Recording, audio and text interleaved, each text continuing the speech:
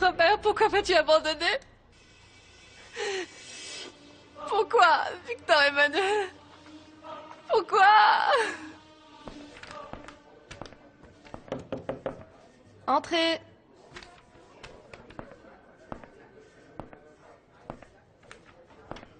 Bonjour.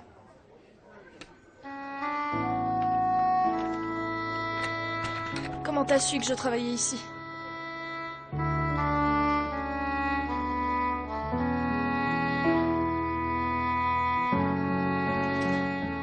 Ah, comme ça, en te voyant tout propre et bien peigné, tu es vraiment mignon, Titouan. Mais ce que je n'arrive pas à t'enlever, c'est cette tristesse. C'est que mon grand-père et mon ami Victor Emmanuel me manquent beaucoup. Allez, on va aller tout de suite dans la rue pour voir si on a plus de chance et si on les trouve. Quelque chose me dit qu'aujourd'hui, tu vas enfin les retrouver, hein? Hé, aujourd'hui, personne ne sort d'ici. On peut savoir pourquoi? À l'entrée du bidonville, les flics sont en train de faire des contrôles. Et s'ils te voient avec ce sale petit morveux, ils commenceront à poser des questions et je ne veux pas prendre le risque qu'ils découvrent que je suis ici. Ah bien, tu sais quoi? Ça, c'est ton tais-toi, problème. moins fort.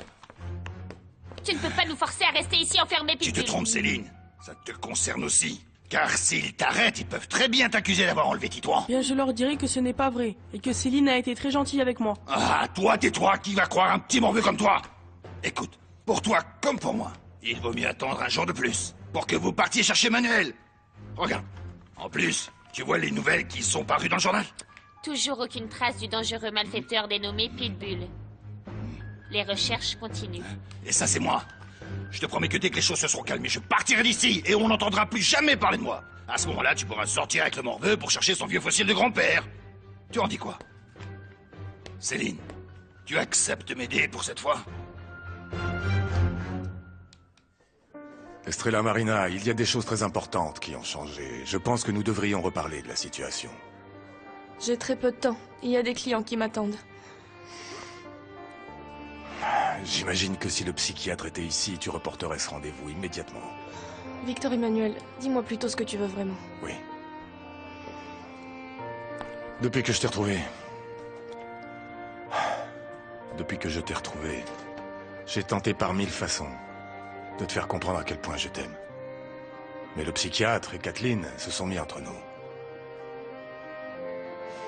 Renan m'a dit que t'allais l'interner dans un hôpital psychiatrique. C'est la vérité. Mais je dois t'avouer une chose, c'est que je ne voulais pas. Les circonstances m'y ont obligé. Cette pauvre femme est seule dans la vie, et il n'y a personne qui veille sur elle. Et j'avais gardé espoir qu'avec mon aide et celle du docteur, elle guérirait, et que j'allais pouvoir m'en décharger sans remords. Mais sa maladie mentale s'accroît de jour en jour, et elle est devenue une personne très dangereuse. Tellement dangereuse qu'elle était sur le point de mettre le feu à mon appartement pour tous nous tuer. Tu dois accepter tout ça comme faisant partie de ton traitement, Corail. C'est pour ton bien. Personne ne veut te faire de mal. Je ne suis pas ton ennemi, j'ai essayé de t'aider et tu le sais. Tu le sais, n'est-ce pas? Quand allez-vous m'emmener à l'asile? Je ne l'appellerai pas comme ça. Vois plus ça comme une maison de repos plutôt qu'un asile. Quant à la durée de ton séjour là-bas, tout va dépendre de toi. Qu'est-ce que je dois faire pour en sortir? Bien, ne pas nous mentir à nouveau. Ne pas faire semblant que tu vas bien pour après faire des choses que tu ne dois pas faire. Parce que ça ne te sert pas. Et la seule chose que tu vas obtenir, c'est perdre notre confiance. Et Robert, il va venir me voir? Robert est mort, Corail. Tu m'as dit que tu l'avais tué.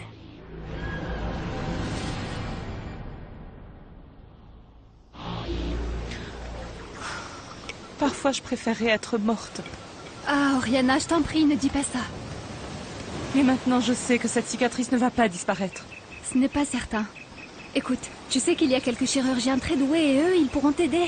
Mais il n'y a pas d'opération qui puisse m'enlever cette horrible cicatrice, Elena. Écoute-moi. Dans la vie, il y a des choses qui sont beaucoup plus importantes qu'un beau visage. Comme les sentiments. Les gens, on ne les aime pas parce qu'ils sont beaux, mais parce qu'ils sont généreux et qu'ils ont un grand cœur.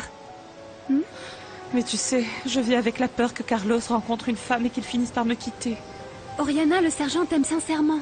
Écoute, il t'aimait déjà alors que tu étais une fille frivole, orgueilleuse et capricieuse.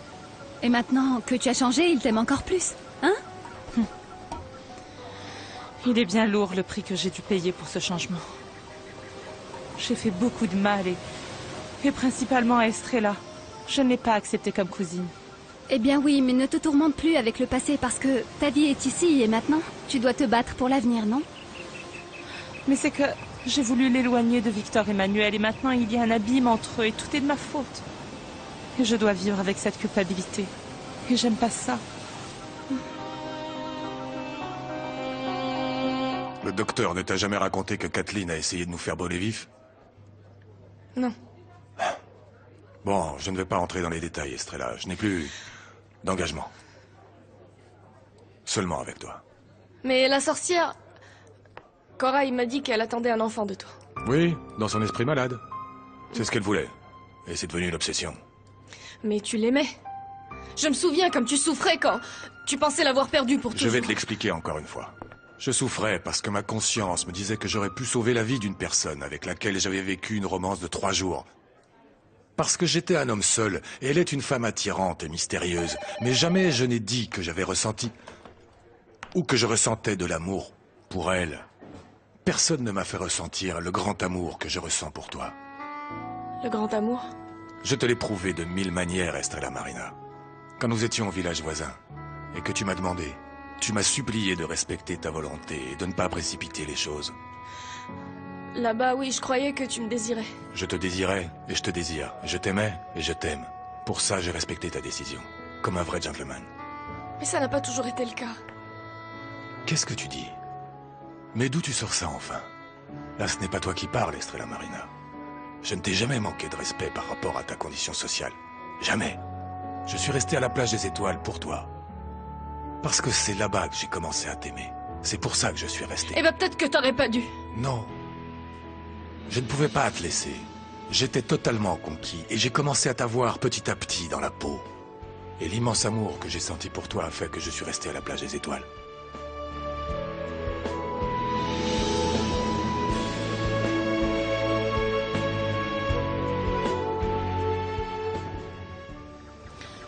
Celui qui n'a jamais cessé de faire du mal, c'est papa. Où est-il? Qu'est-il devenu? Ça, je n'en sais rien. On ne sait plus rien de lui depuis qu'il est parti du village et... beaucoup pensent qu'il serait mort. Non, non, non, non, non, non. S'il était mort, je le saurais. Au contraire. Je sens qu'il est vivant, mais il doit se cacher quelque part en attendant le moment pour faire du mal à quelqu'un. Ah, Oriana, ça me fait peur ce que tu es en train de dire. C'est que je connais papa absolument par cœur. Et je pourrais parier qu'il est à Mexico. Il a déjà sûrement retrouvé Estrella. Mais pourquoi Estrella? Parce qu'il veut se Ah venger. non, Oriana! C'est comme si elle l'avait détruit quand elle nous a délogés de la Pointe des Roches. Ah oui, papa est un homme très dangereux et tu as raison. Oriana, on ne peut pas le laisser lui faire du mal. Ça fait déjà plusieurs jours que cette idée me trotte dans la tête. On a beaucoup fait souffrir Estrella, tu sais. Et maintenant que je me suis repentie, je veux l'aider, mais je ne sais pas comment faire. Je dois l'avertir que sa vie est en danger avec notre père. Oh mon Dieu.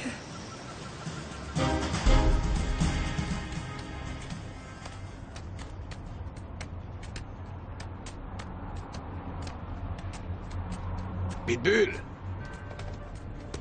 Patron! Lâche-moi, arrête tes conneries! C'est bon de vous voir. Tu aurais quand même pu m'appeler. J'ai appris en lisant le journal que tu t'étais évadé. Je me suis souvenu que tu avais eu une histoire avec cette femme, Isidra, la cousine de cette traînée de Céline. Tu peux pas savoir le mal que j'ai eu à trouver ce quartier. Mais heureusement que vous êtes venu, patron. Je ne veux pas retourner en prison. En plus, il me tuerait avant. J'allais vous appeler pour retravailler avec vous, mais vous m'avez devancé. Vous n'avez qu'à me dire ce que nous allons faire. Et moi, je me tiens prêt à exécuter vos ordres. Combien de fois tu m'as demandé de pas tomber amoureuse de toi? Je reconnais que j'ai hésité, mais je ne te connaissais pas. Tu peux quand même comprendre qu'au début, j'ai pu avoir des doutes. Cela dit, l'amour que tu disais ressentir pour moi était si pur, si intense, que j'ai commencé à t'aimer, et tu le sais. Et je suis tombé dans un piège. On m'a menti. Mais j'ai aussi payé très cher cette erreur. Tu peux le demander à Aurore. Elle peut te dire à quel point j'ai insisté pour qu'elle me donne ton adresse, que jamais elle ne m'a donné, jamais. Et voilà pourquoi je suis venu à Mexico, dans l'espoir de retrouver la jeune fille sincère, pure, dont j'étais tombé amoureux. Ma petite amie de la plage des étoiles. Tu sais, j'aurais préféré 1000 fois, 1 million de fois, trouver cette jeune fille douce, pure et sensible, au lieu de cette femme arrogante, insensible et dure. Mais c'est ce que je suis maintenant. Non, non, Estrella Marina. Non, non, ce n'est pas toi. Cette femme, c'est celle qui a été fabriquée par le psychiatre, celle qui a été manipulée par cet homme. Moi, ce que je veux, c'est l'autre, celle qui est à l'intérieur de toi, celle qui m'a conquis, celle que j'aime et dont il ne me reste qu'un bracelet.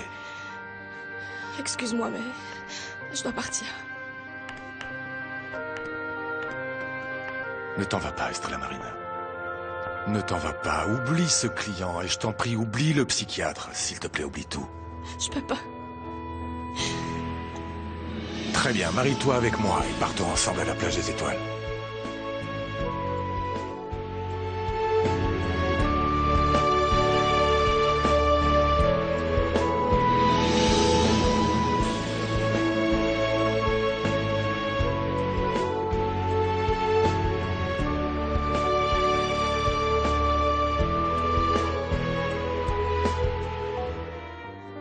Non, non, non, je peux pas.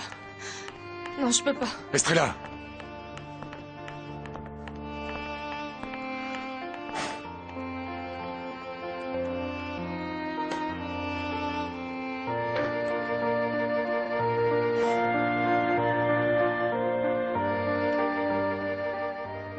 Aïe, mais je sais que papa est vivant et qu'il attend seulement le moment opportun pour détruire la vie d'Estrella.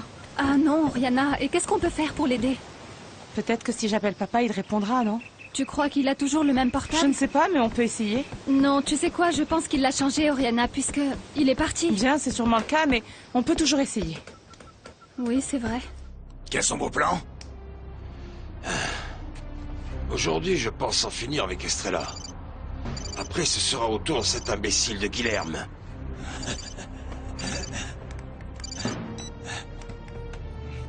Allô? Oriana? La poupée ne brûlait pas. Il aurait pu la sauver. Il a éteint le feu. Je l'ai vu. Tu fais référence à Victor Emmanuel. Quand va-t-il venir? Il va venir me voir, n'est-ce pas? Quand est-ce qu'il va me sortir d'ici? Tu vas sortir aujourd'hui. Comme je te l'ai dit, tu vas être transféré dans un hôpital où tu seras bien suivi. Je ne peux pas être enfermé, docteur. Je ne peux pas. Laisse-toi soigner, Corail. Ne t'enlise pas dans cette amnésie, tu es en train de te détruire. Sois courageuse, coopère avec moi. Et tu verras qu'en te confrontant à ton passé, Je ne veux pas me confronter à mon passé. Tu n'acceptes pas que je t'aide, tu vois? C'est la faute de cette femme.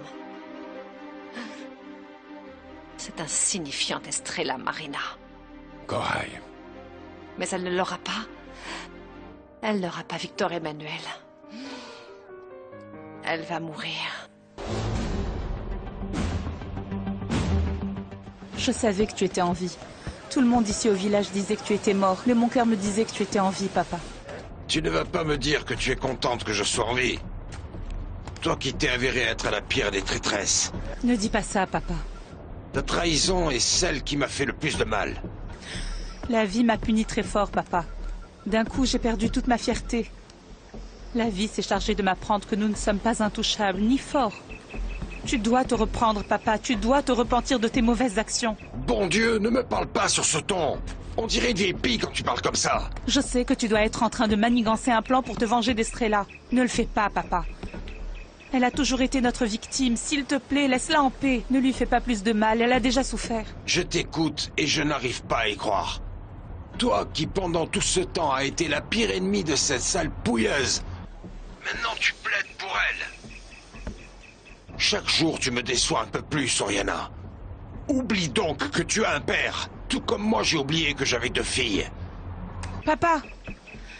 Papa! Mais qu'est-ce qui se passe? Qu'est-ce qu'il a dit? Patron, qu'est-ce qui se passe avec votre fille? Elle a changé. Maintenant, elle est devenue bonne parce qu'elle pense qu'elle a des remords. Elle m'a supplié de ne pas faire de mal à cette poissonnière. Oh, décidément, papa ne changera jamais. J'ai senti dans sa voix tellement de haine. Oriana, tu crois qu'il veut faire du mal à Estrella? Ah, ça c'est sûr. Ah mon Dieu, il faut qu'on lui vienne en aide. Oui, mais comment? Voyons, qu'est-ce qu'on peut faire, nous, depuis ce village, pour sauver la vie d'Estrella? Non, non, je sais pas. Allô? Ma chérie, c'est moi. J'espère que tu n'es pas trop occupée. Je voulais te parler de quelque chose. Mais qu'est-ce qu'il y a? Vous me faites peur, là. Ne me dites pas que vous aussi, vous avez vu cet homme. Non, il ne s'agit pas de ça. C'est Titouan, il s'est perdu en ville.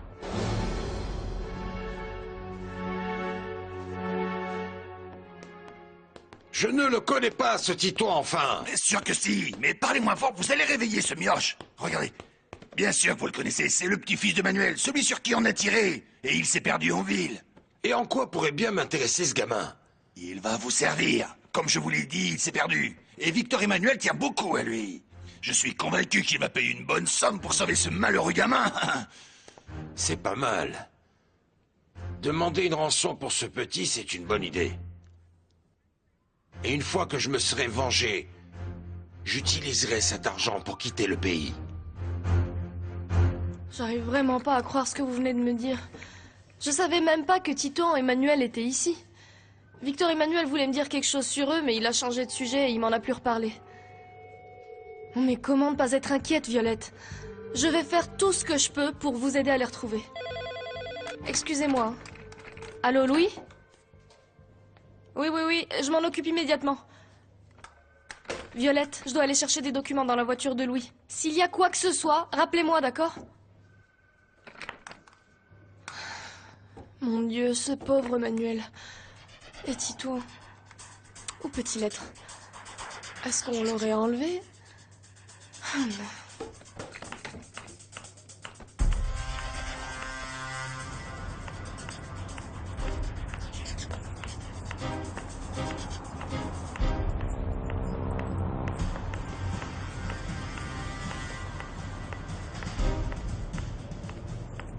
Mais où peut bien être Tito? J'espère qu'il va bien. Pauvre Manuel.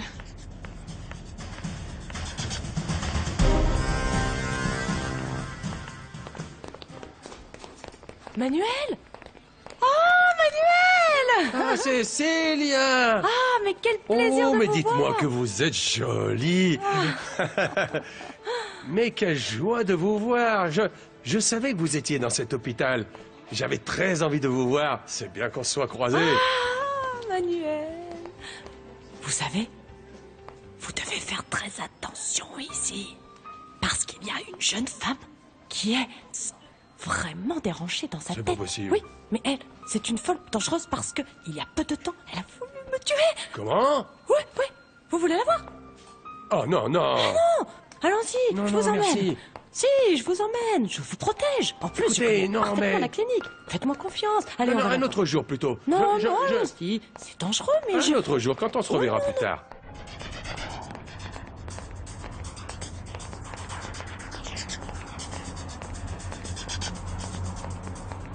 La chasse arrive à son terme, Estrelita.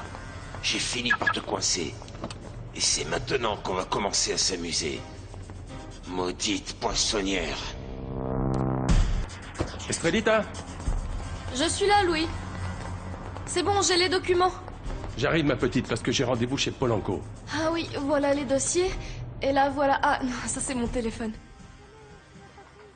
Non, mais je dois aller quelque part. on y va, il n'y a pas de risque. Juste pour que vous la voyez. On viendra un Si autre ça se trouve, jour. elle dort. Chut. Regardez. C'est elle. C'est elle, la patiente dont je vous ai parlé. Elle est vraiment folle. Non, ne vous approchez pas trop du lit parce qu'il pourrait vous arriver quelque chose. Mais regardez. Elle se réveille déjà. Elle nous a vus. Allons-nous-en, Manuel. Il vaut mieux partir. Kathleen, ma Allons-y, fille. Manuel. Ah, non, écoutez, moi je m'en vais. Papa. Oh, mon petit papa. Viens. Approche-toi. Tu m'as appelé... Papa? Oui. Mon papa. J'ai besoin de toi. Approche-toi de moi. Oui. Viens. Tu te souviens de moi, Kathleen? Ça y est, tu te rappelles de moi? Bien sûr, Oui. papa. Bien sûr que je me souviens. Ce qu'il y a, c'est que mon esprit déraille. Et parfois je suis confuse et j'imagine des choses. Je sais que j'ai besoin d'aide, mais je ne veux faire de mal à personne, papa. Je ne suis pas mauvaise. Protège-moi, mon papa. Oui. J'ai tellement besoin Oui, de ma toi. chérie. Oui, ma petite. Mais pour ça, il faut que tu refuses qu'on m'en mette dans un asile. Oui, non, tu oui. ne le permettras Non, pas parce que... ma fille, non, non. Non, non. Oh, je t'en prie.